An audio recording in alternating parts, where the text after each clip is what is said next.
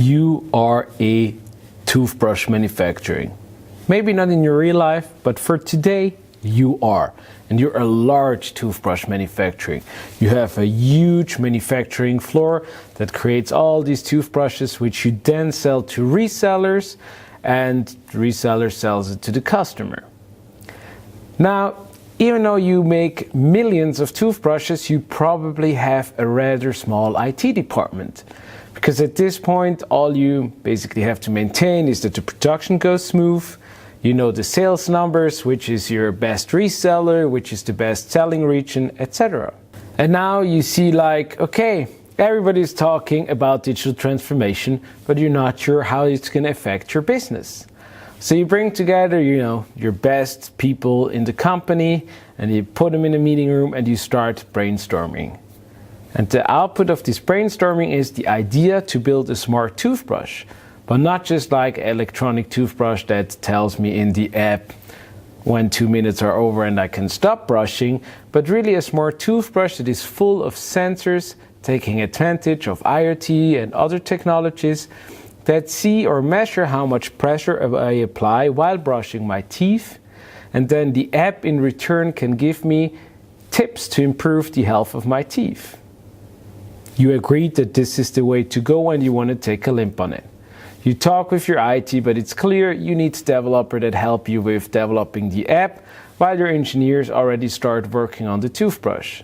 So now you have to think about, am I just going to hire a company? Am I going to do offshoring? Am I really a software company? Am I going to hire developers that work in-house? And once you have this decision made, you selected the way you want it to go. Let's assume for the sake of today, you hire developers, they start. Now you ask them to come up with a plan how they can do this app. And now they start arguing about, are we going to do it on a Linux server, on a Windows server, which is the perfect language to write it. And pretty soon you're getting tired of it because you don't care. You need as fast as possible this app going to market so you can take advantage before any of your competitors go down this road. You talk to your friend, and this friend, let's assume it's me, is telling you that the cloud has the perfect solution for you. It allows you basically just in a minute to say you need a web or a mobile app, and you can start deploying your code, and you don't have to worry about the underlying servers or patching them or anything like that. So you like this idea very much.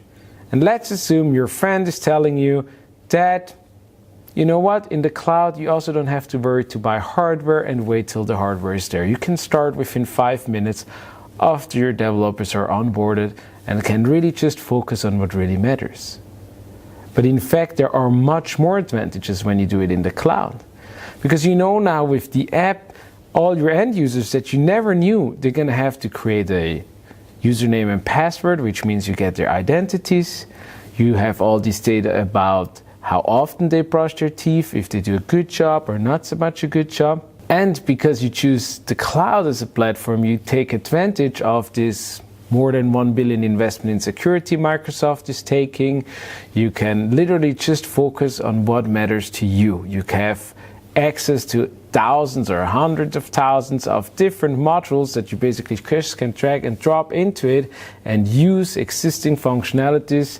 So you just have to focus on what really makes a difference or what is really the core, and that's how you wanted to improve the health of your end users, how they brush their teeth or provide them with those health tips. Now you get started and pretty soon you discover that there's a lot of data coming together that you've never had before. And with that data, you can start to do a lot of analytics. You can apply machine learning. For example, let's assume you use predictive maintenance, which is a standard function in Azure that is super easy to implement. This would allow you to basically see how long are the toothbrushes are going to be good. You can give the user an alert and say, please change the brush head. You can see, oh, this toothbrush is probably going to break pretty soon and the user still has warranty. Let me send them an alert and say, hey, we just shipped today a new toothbrush for you because it's still in warranty and we have signaled that it breaks. That literally would be great customer service. And then to go a step further, For your own manufacturing and how you produce things, you can use things like demand forecasting and see how many of these brush heads you need in which sales region or at which resellers, and you know very good how you have to align or buy the raw material to run your production.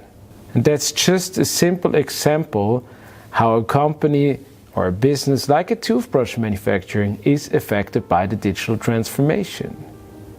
Now think about your business. How are you affected? How does your customer engage with you today? And how do you think digital transformation is going to affect that, or the digitalization of doing business with them? Do you know your end users and its behaviors and how he's using your product or your service?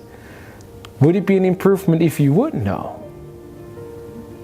Think about that as you start into the new week. And with that, I want to say thank you very much for watching today. As always, please subscribe. Please help me spread the word. Share my videos, like them, send them to your friends if you find them helpful.